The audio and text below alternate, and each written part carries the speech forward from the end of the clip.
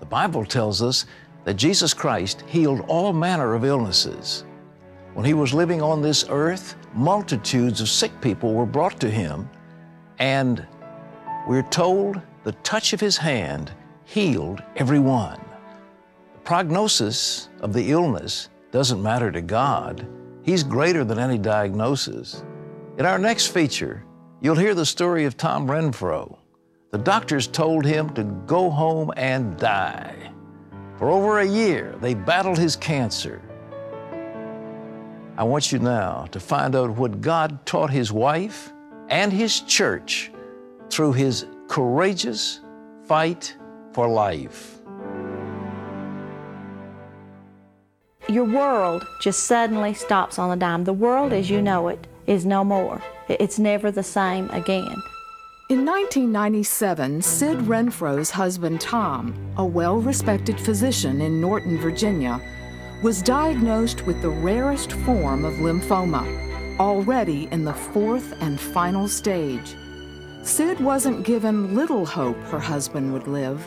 She was given no hope. We had gone there with hopes that they could do something, but he told us there was no radiation, there was no chemotherapy, that they would not try anything. He said, "We will not touch you, just go home." Things quickly went from bad to worse.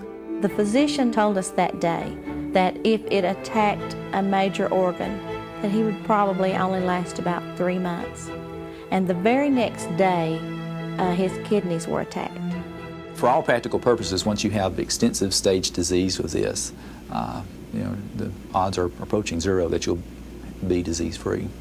Well, I saw Dr. Renfro contract a debilitating disease that progressively consumed his life and his health to the point where I expected him truly to die.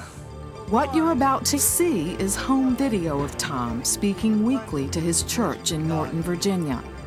Watch as his body rapidly deteriorates. His condition worsened day by day. Mentally, I was fighting because I was so physically exhausted. He began to spit up blood.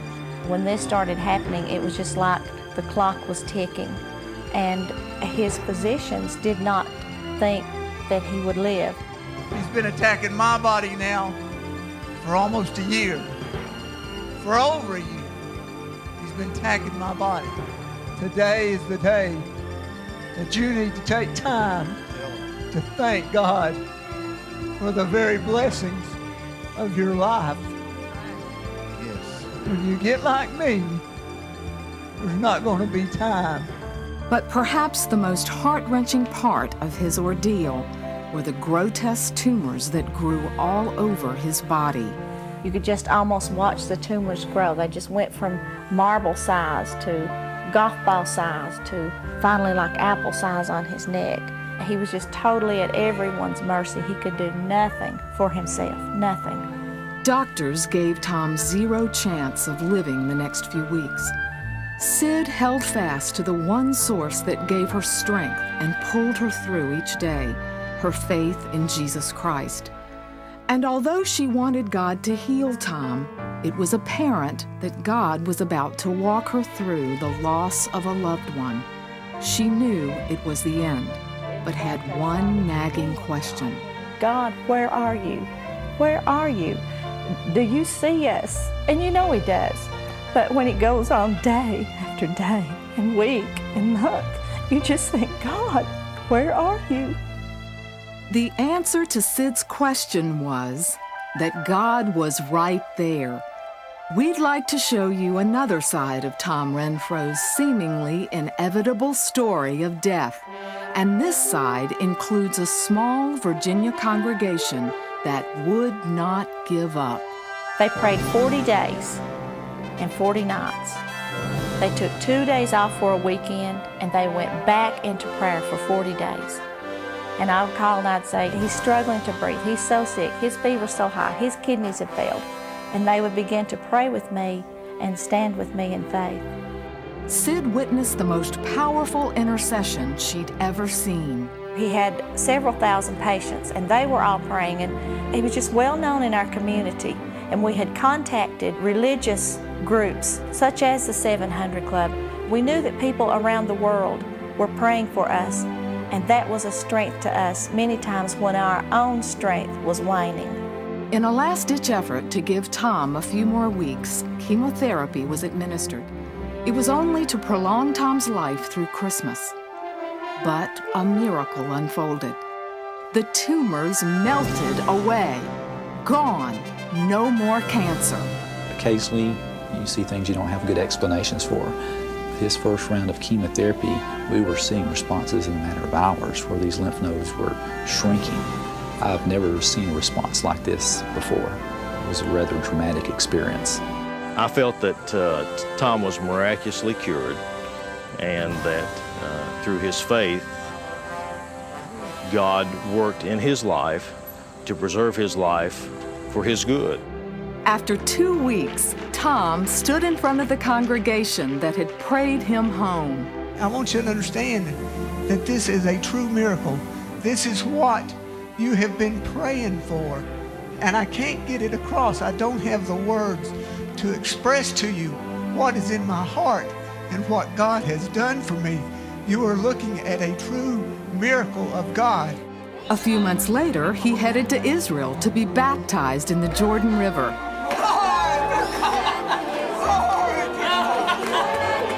We'd like you to see Dr. Tom Renfro today. The day God healed me, the reaction of the people around me, of my wife, my family, my friends, was exuberant joy. They were so excited, from the physicians down to the people coming in sweeping the floors. They all rejoiced with the miracle that God had done. No one knows that better than the people who stormed the very throne of God on Tom's behalf.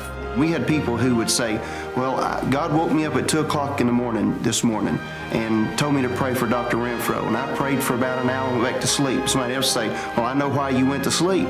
It's because he woke me up at 3 o'clock and he told me to pray for Tom Renfro. It just totally changed my life. I'm a different person. I'm a different Christian. I'm just totally different. My whole life is different. We just thank the Lord today that he has done this miraculous thing in our midst because we believe, and we're his people, and we love him. If I had not have gone through with him what I went through for months, I stayed with him day and night with Sid. Then when my own children were diagnosed with cancer, both my daughters, I had the reassurance to know that they were going to come through, that God would heal them because I saw what he did for Tom. One of the only things that make it to heaven before you do is your words. To ring in the very ears of God within the throne room of heaven, and God hears our prayers. And the power of prayer is just what activates God. It's what he's waiting for us to hear, to cry out to him, to cry out not only for our needs, but to cry out in worship, to cry out in thanksgiving, to tell God that he's God and that we trust and love him. Miracles happen today. Doctors can't understand why, except to say that was miraculous. As Tom said, God hears our prayers and they activate his power.